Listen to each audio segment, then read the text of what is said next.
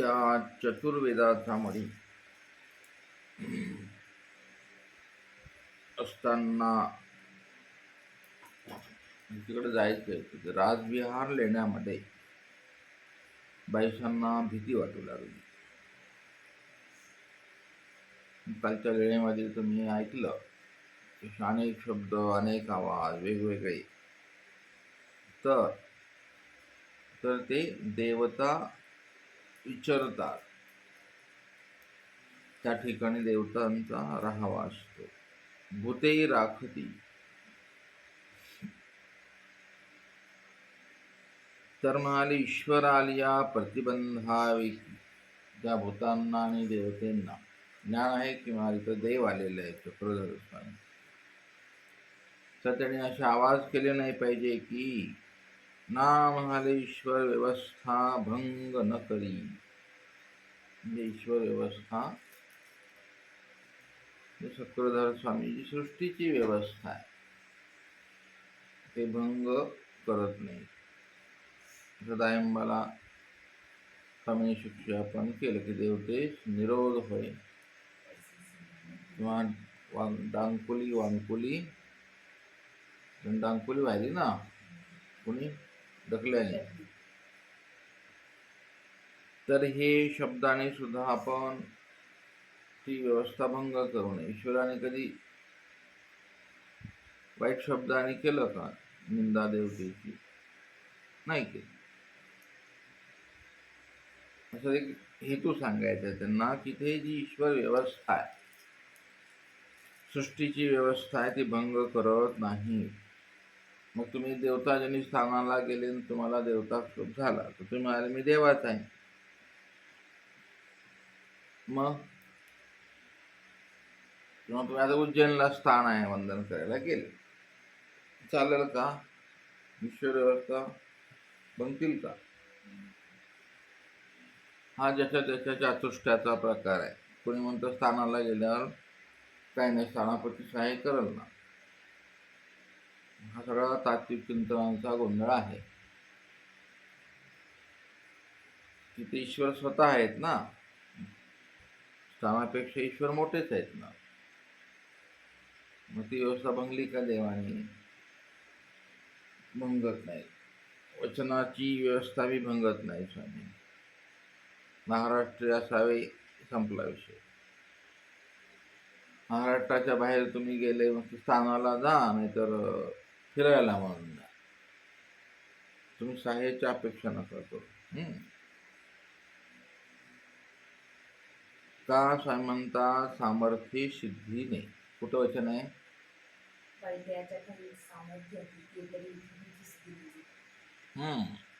हे वचन आहे. हे पण वचन ते पण भंगत नाही.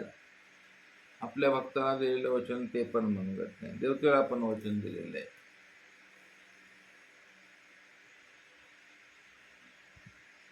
म्हणून आमोशा काळ अवेळ सवेळ दुपार हे सांगितलं. तुम्ही इथं महाराष्ट्रातच स्थान वंदन करता आणि अवेळ सवेळ चुकवली नाही. स्थानाचं सहाय्य होईल का? पाहावर कशी गंमत आहे.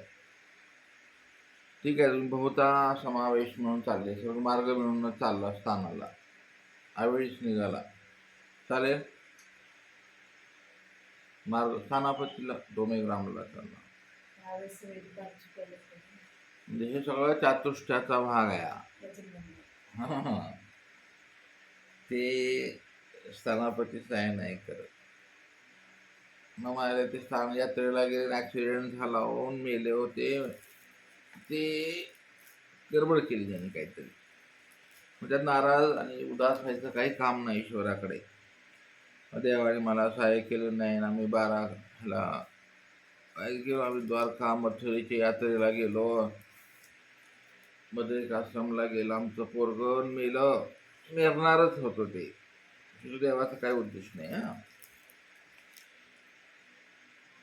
ती पण सृष्टी व्यवस्था असू शकते ना, तिथं जाऊन मारावं म्हणून. देवाला कुठे घ्यायचं आणि कुठे नाही घ्यायचं, आता सध्याच्या काळात तर हा मोठा प्रश्न आहे, खूप मोठा. आणि बरं समजा तुम्ही तिकडे गेले, द्वारका मथुरा वृंदावन बारा, गोमटं लागल का तुम्हाला? सपोज गेले, स्थानवंदन केलं, द्वारकेचं पाताळ उपास केल्या, तुम्हाला गोमट लागलं का? हा एक प्रश्न. तर साह्याने आणि स्थान जरी असलं ते भीत नसल्यामुळे तुम्हाला गोमट नाही. अशी भानगडी सगळ्या मोठ्या मोठ्या भानगडी आहेत त्या. पण तेवढाही विचार करून थांबायला आता वेळ नाही. पण जे सत्य आहे ते सत्य सनातन महात्मा धर्म आहे आपला. जो सत्य आहे, जो सनातन आहे, आणि तो महात्मा धर्म आहे. चिंतनशील धर्म आहे आपला, विश्वव्यापक धर्म आहे. हा महानुभाव नाही, हिंदू नाही, विश्वव्यापक धर्म आहे हा स्वामींचा. असं दिसतं बरं का. तर अनुसरल्या देवता न दाखवती की, ते म्हणतात बाई सात अनुसरलेले आहेत, सगळ्या देवता दाखवत नाहीत की म्हणाले भीती, भय.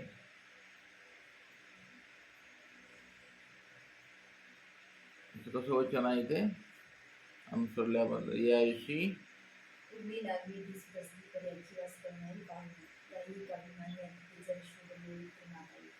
यांची वास कवना आहे, म्हणजे देवता नाही, भूतसृष्टी नाही, खवीस नाही, कोण झोटी नाही,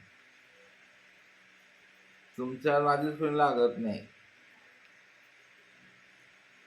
तर म्हणाले हे वचन असताना बायसांना कसं काय ते दाखवलं त्यांनी? आवाज ते बायसा भ्यायला लागल्या ना. म्हणाले भ्यालिया मज सर्व पठाओ नदी, संहारी ब्रह्मंडस्ते धाकू, ब्रह्मंडस्ता ठाओ नेदी.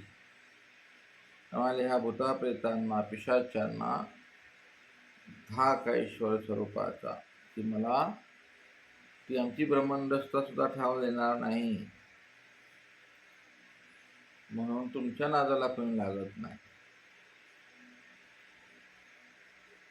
तर म्हणाले मग संलग्न कराव्याचा हेतू, संलग्नाला भीती दाखवायची होती काय? म्हणाले ते पण असू शकते. हा सगळा गोंधळ एका लिळेवरून आपलं आपलं विवेचन आपलं आपण करायचं असते. हा लिळेचा हेतू काय स्वामी?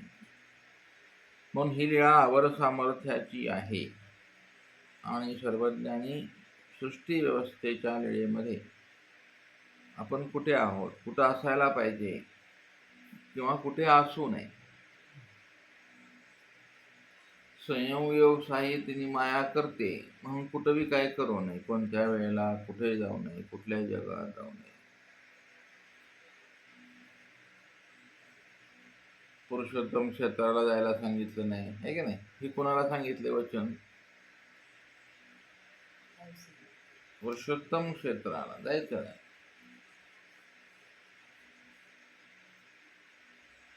आणि कुठे जायला नाही सांगितलं तुम्हाला? तीर्थक्षेत्र यात्रेकरूंच्या तिथे यात्रेची गर्दी होती, की नाही? पदयात्रेन करून जायचं का आपण? मग दांडी निघाली त्या लोकांची, पहा आपण त्यांच्यासोबत जाऊ नये. मग आपल्या पहासोबत जावं का आपण? हा चिंतनाचा विषय आहे. इथे माणूस मिसफिल्ड होतो, मिसगाईड होतो त्याला. इथे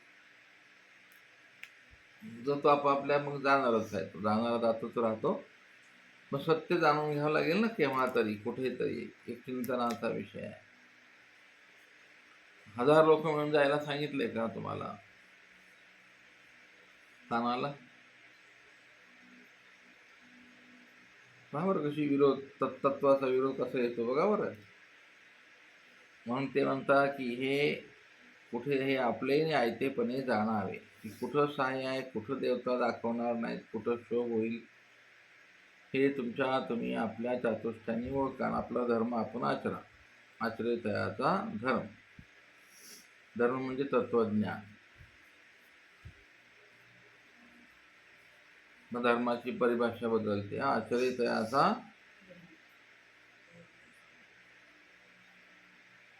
आचरण कशाने करेल? तो धर्माच्या तत्वानेच करावं लागेल ना. म्हणजे तो तत्वज्ञानाला धर्म आहे. तत्वज्ञानपूर्वक धर्माचं आचरण करेल त्याचा धर्म असं. मग तत्वाच्या बाहेर गेल्यावर तो अधर्म घडला, साधी गोष्ट आहे ना. हंस अवताराचं स्थान केल्यावर चालेल का?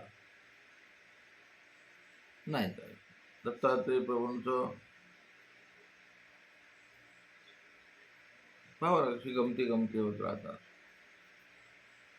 महाराष्ट्रातलं चालेल हो, महाराष्ट्रात माहूर पण आहे, मग चालेल का?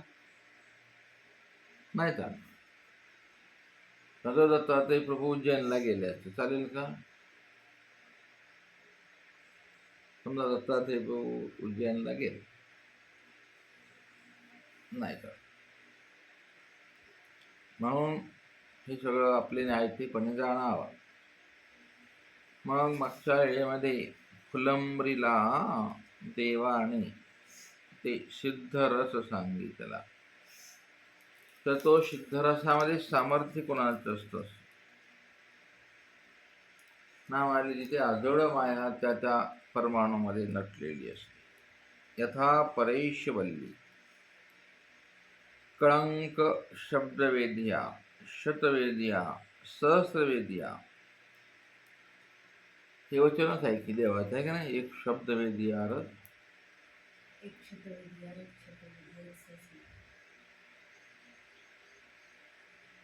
तर मर्यादा आहे त्या रसाच्या सामर्थ्याची. मग शब्दवेदिया हे अवांतर कर्तव्यता आहे, पर सामर्थ्य आदळाचे. त्या धनुर्विद्येमध्ये सुद्धा शब्दवेदी बाण असतो, आहे की नाही? कुटवतावर महाभारतात तो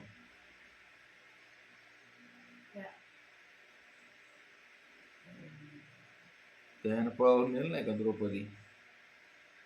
जयद्रथानं हे आले पांडव, मग डोंगराच्या पलीकडे होतं, म्हणजे आवाज कुठून येतोय बघितलं त्या रथाचा, लगेच बाण मारला अर्जुन. शब्द वेगळा.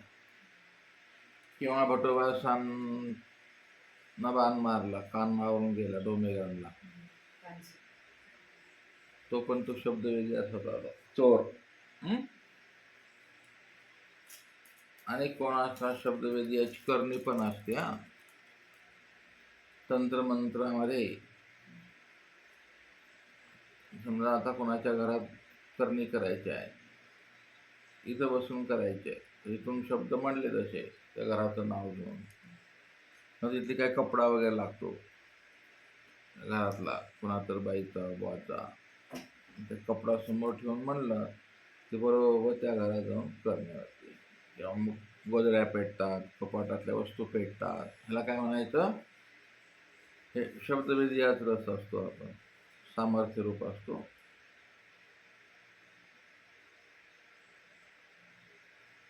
ओम ठाम गैन फट फट ही तांत्रिक साधन आहे.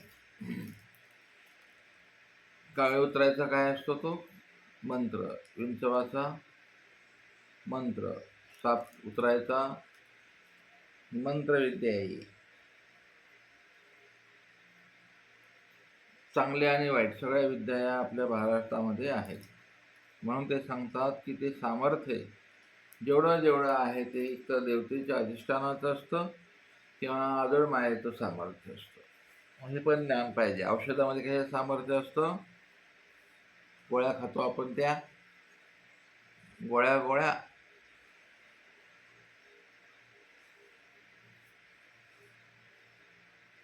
गोळ्यात पुन्हा सामर्थ्य आहे,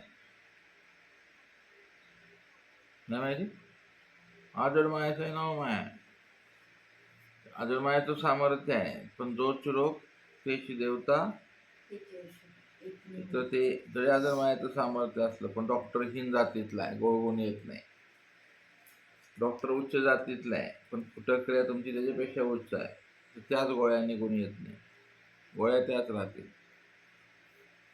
हे सगळा विषय तुमच्या पाठ पाहिजे जीवनात, नाही तर उदास होतो माणूस लगेच. मला कसं काय नाही झालं, किती औषधं घेतले, तुला क्षोभ झाला ना, आता कशात घेतो रे बाबा, तुला क्षोभ झाला. तुला स्थानाचा झाला, पात्राचा झाला, गुरुचा, मार्गाचा, सगळ्याचा क्षोभ झाला. तुला कसा गुण देत नाही. तो कोड वाढत वाढत जाणार. अधिक देवदेव केले की अधिक वाढणार. कुठं आहे? 5वी स्थळामध्ये सांगितलेलं आहे.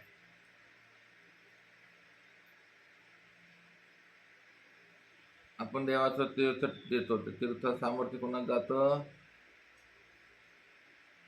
ताप जातो, आता पण जातो. हे तुम्हाला कळालं पाहिजे. आपल्याला अभ्यास करून लक्षात आलं पाहिजे की भानगड अशी असते.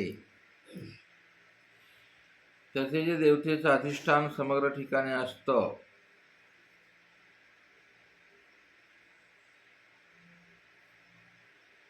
सर्व ठिकाणी देवतेचं अधिष्ठान आहे. कुठं आहे सांगा बरं? देवतेचं अधिष्ठान कुठं नाही हे सांगा जगात. सत्य आपल्या शरीरात आहे. पिंडस्थ आहेत. सगळं सगळं सामर्थ्य कार्य पंचमहाभूत कार्यान्वित करतात. इंद्रियांचे अधिष्ठान आहेत. कर्म इंद्रियाचे, ज्ञान इंद्रियाचे, चार चातुष्ट्याचे अधिष्ठान देवतेचेच आहे. ते काम करताना मागच्या कुसंस्काराने किंवा चांगल्याने काम करतात, किंवा इथे प्रत्यक्ष संघ सांगातामुळे ते काम करतात. प्रयत्नाने तुम्ही त्याची लेवल वाढवली तर तुम्हाला तुमचं जीवन इथंच याच देही मुक्ती मिळते. तुम्हाला वाढवलं तर संत सामोरी वाढली तर रत्नाचे गर्भीचे खुंतले रंग दे. असंत सामोरी वाढवली तर म्हणून हे दिलंय चातुष्ट देवाने. देवी देवतेचं अधिष्ठानाने दिलेलं आहे. कसं आहे का नाही? कमाल आहे का नाही? स्वामींना उद्धारायचं किती कोडा आहे. ह्याला हे जवळ तर काही नाही. दिले देवतेचं सामर्थ्य. प्रज्ञा दिली, मेधा दिली, चक्षु दिले. अभ्यास करायला ब्रह्मविद्येचा हा दुसराच करतो. गमत आहे ना? सामर्थ्य देवतेचं दिलं देवाने, आणि हा आपल्या स्वतःसाठी वापरतो. हा देवासाठी, धर्मासाठी, धर्माच्या कार्यासाठी काहीच नाही द्यावं. गमत आहे. देवाने दिलं ना, आपण आपलं समोरतो आपलं.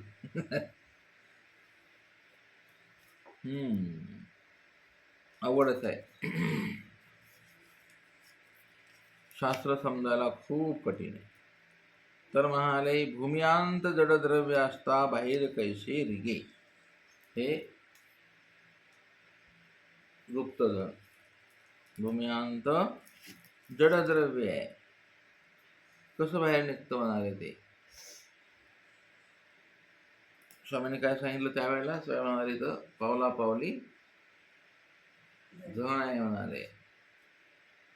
मग ते आपल्याला का दिसत नाही? देवाला दिसतं. ते कशा आधारे बाहेर येतं? म्हणजे गुप्तधनावर साप बसलेला असतो म्हणतो, तो चावतो, मारून टाकतो. ते देवता शक्ती असते तिथं. ते प्रकाश रूप असतं. यथा गोसावी जोगेश्वरी निधान सांगितले, तैसेची अंजनी साहे सामर्थ्य आदळाचे. अंजन डोळ्यात टाकलं की ते दिसतं गुप्तधन कुठं आहे ते. ते सामर्थ्य आजड मायाचं असतं. जड आजड चिज्जड एवं त्रिविध माया. जगात ही 3च माया काम करत. तिथे सगळं फसलं जातं माणूस. तर म्हणाले, त्या माणसाच्या डोळ्यात अंजन टाकल्याबरोबर तर काय छिद्र, भूमीला छिद्र पडतं का? तेव्हा भूमीशी छिद्र नसता कसं काय दिसतं ना? म्हणाले ते सामर्थ्य निधान दिसत.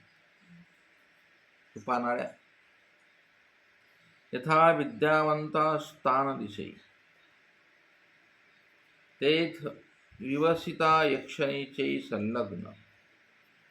विद्यावंता मातीचे सोने करी, तेथ प्रपंच पालटी. मातीचं सोनं पण होतं.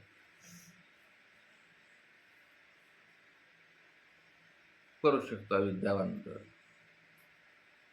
कोणी केलं मातीचं सोनं? कोणचे नाथ आहे ते? चलो मच्छिंदर गोरख आया है. इथं इथं आहे ते. चलो मच्छिंदर असं म्हणायचा तो. तो मच्छिंदर बघितला त्याने एकदम आले. चलो मच्छिंदर, त्याने ते तबल्यातून स्वर काढला, ढोलकीतून. ते समजलं मच्छिंद्रनाथाला. म्हणाले अरे हा गोरक्षनाथ आहे म्हणाले. आता चलो मच्छिंदर गोरख आया. बरं म्हणाले, त्यानं सांगितलं. मग त्या स्वरातून पकडलं असतं ना त्या बाईनं. मच्छिंद्रनाथाला पळवलं गेलं होतं.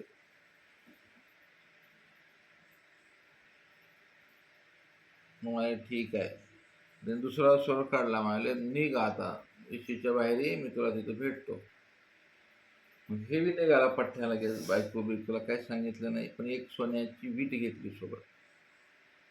निघाले दोघं जण. मग प्रत्येक ठिकाणी तो वीट उशाला घेऊन झोपायचे मच्छिंद्रनाथ, नाही ना. आणि विचारायचे गोरक्षनाथाला, बोले आगे कोई डर नाही ना बाबू. म्हणाले आगे नाही. म्हणाले गुरुजी आगे मस्त आता इथंच झोपून घेऊन आले आपण. असं त्या गोरक्षनाथाला वाटलं याला भीती कशाची आहे राहायला. हा फकीर संन्यासी माझा गुरु पठ्ठ्यालाच बदमाश दिसायला. ह्याला कशाची भीती आहे. बघितलं एका दिवशी तो संडासला गेल्यावर बघितलं झोळीत. म्हणाले ह्याच्यात सोन्याची वीट आहे. म्हणाले हा इथं इथं गोंधळ आहे. म्हणाले हा दररोज विचारतो मला, जंगलात भय तर नाही गोरक्ष. ठीक आहे म्हणजे भीती काढून टाकतो. हा मग सकाळी एका दिवशी केला कार्यक्रम. त्याने टाकूनच दिलं आणि त्याच्यात जुळीत दगडाची वीट टाकली, दगड भरला. मग तो पुन्हा म्हणायला लागला गुरुजी बोले गोरख देख बोला आगे कोई डर नहीं ना. मग गोरक्षनाथ म्हणाले बेटा गुरुजी डर तो अभी पीछे ही छूट गया, अब चलो. त्यानं पण जोडीला बघितलं. म्हणाले पीछे छूट गया, अरे अपने पास तो है. त्यांना 2-4 दिवस ते दगडच वाहिले त्या जोडीत. एक दिवस त्याच्या लक्षात आलं की अरे म्हणाले हा दररोज असं का म्हणतो मला. त्यांना प्रत्यक्ष तो गोरक्षनाथ दुसरीकडे गेल्यावर बघितलं त्यानं सूर्याच्या प्रकारे. अरे अरे अरे अरे अरे अरे तो दगड आहे.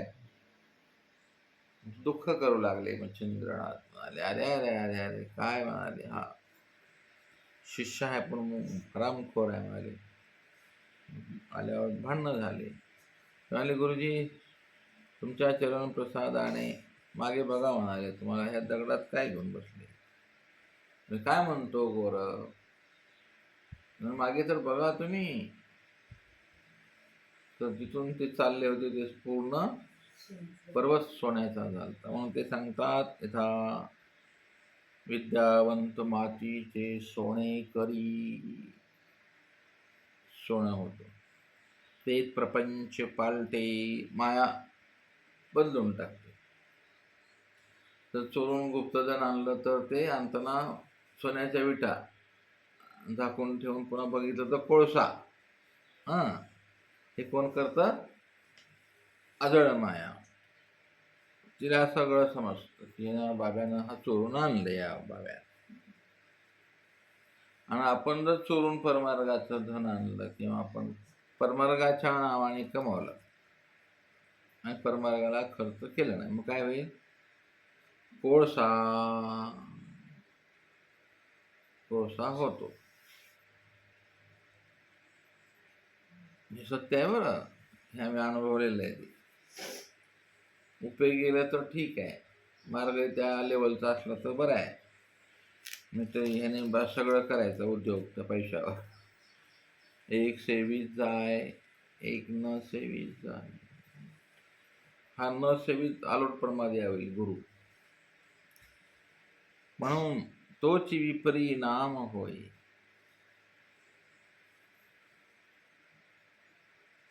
प्रपंचाला किती किती प्रकारचा प्रपंच असतो. हा प्रपंचात दोष कोणचे आहेत स्वामींनी सांगितले. षडविकार कोणचे आहेत ते.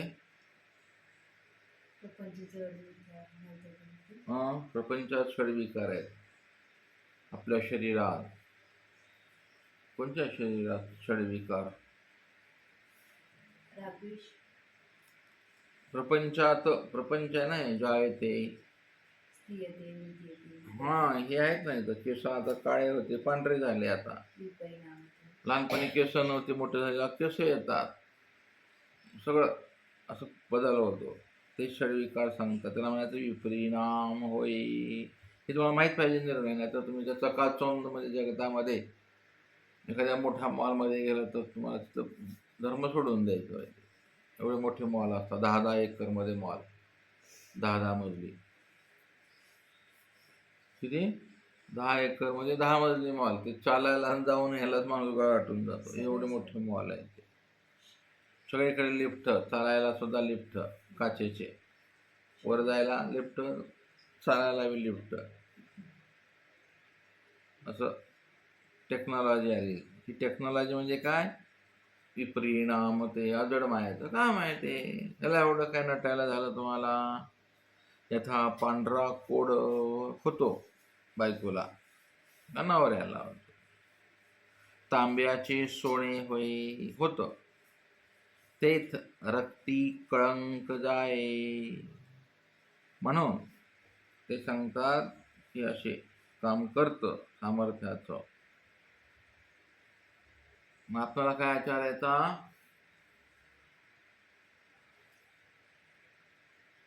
आपल्या इथेपर्यंत जाण्याचा आचार. तर अशा प्रकारे कालच्या लीळेंचे हेतू. मग तू काल डोडविरीचा राघव भट्ट पाहिला होता आपण, एक नाही तर त्यांनी हे सगळं आयोजन केलं. बायसा स्वामींनी सांगितलं की हे दुंडी रावळा ते श्री प्रभूंचे गुरु होऊन द्वारावती गेले. तेथ खराटेने मंत्रदाती विदित झाली. राघवदेवा संबंधाचे, भजनाचे, सेवेचे, पूजेचे 4 फळ. हे 4 फळ होतात: संबंध, भजन, सेवा आणि पूजा.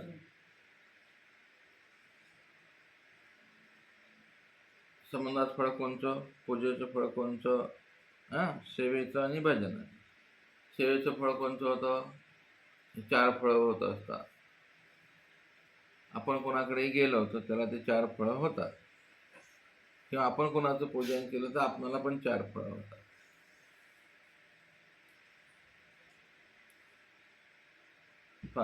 काय म्हणतात? संबंधाचं फळ वेगळं, भजनाचं फळ वेगळं, सेवेचं फळ वेगळं आणि पूजेचं फळ वेगळं. म्हणजे काय काय म्हणायचं काय ना? विचार करून सांगा. ते सांगा ना मग कोणते कोणाला होतात. पूजेचं कोणतं फळ होतं?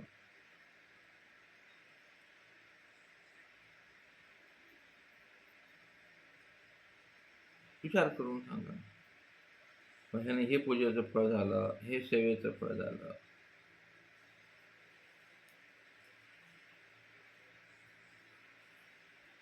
असं अडकतं माणूस तत्वज्ञानामध्ये. तर म्हणाले मग त्यांना मागा पैठणी दर्शन झालं होतं. त्यावेळेला संबंध झाला. फळ एक सुख विशेष झालं. त्याच्या भैर्यागी सजे तिच्याकडं जे चोखटपण आहे, बरवेपण आहे, शुद्धता आहे.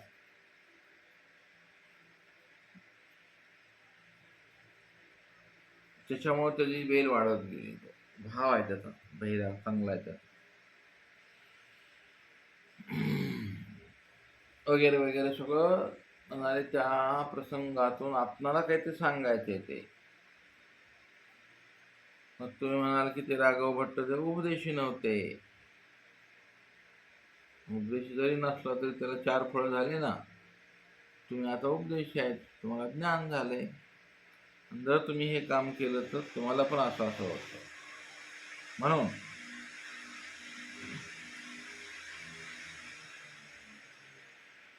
तर म्हणाले अशा प्रकारे हा संपूर्ण वेळेचा हेतू. आणि जे धुंडीरावळांना जो मंत्र उपदेश दिलेला आहे चक्रपाणी प्रभूंनी, तिथे भलता मंत्र तो ॲक्टिवेट व्हायचा त्यांचा. मंत्र जाती विदित आहे ना, त्यांनी चिंतन केलं की मंत्र प्रगट व्हायचा. पाठ काय नसायचं, पण मंत्र जाती विदित आहे. विदित म्हणजे जाणणे, मंत्र जाणणे. किंवा त्यावेळेला त्याला वाटलं की बाबा आता इथं पाऊस पडत आहे, बंद करू का, इथं अग्नी लागलाय, पाऊस पडू का, ह्याला म्हणायचं मंत्र जाण. तुम्ही प्रेत चाललंय, उठवू का, हो, याला म्हणायचं मंत्र. त्या दोंडी रावणानं मंत्र जाती विदित आहे. आता मंत्राचं तुला काम लय पडतंय कलियुगात, आहे की नाही. पोटात दुखतंय का, जा. डोकं दुखतंय का, ठेवला हात. हात ठेवायचं काय, त्याने असं मंत्र म्हणला की निघून जातं ते.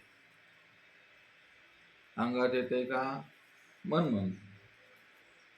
हे मंत्राची शोध आहे बरं का आजकाल. वशीकरण मंत्र. हा यजमान आपला करायचा आहे का, मग टाक मंत्र, चाल.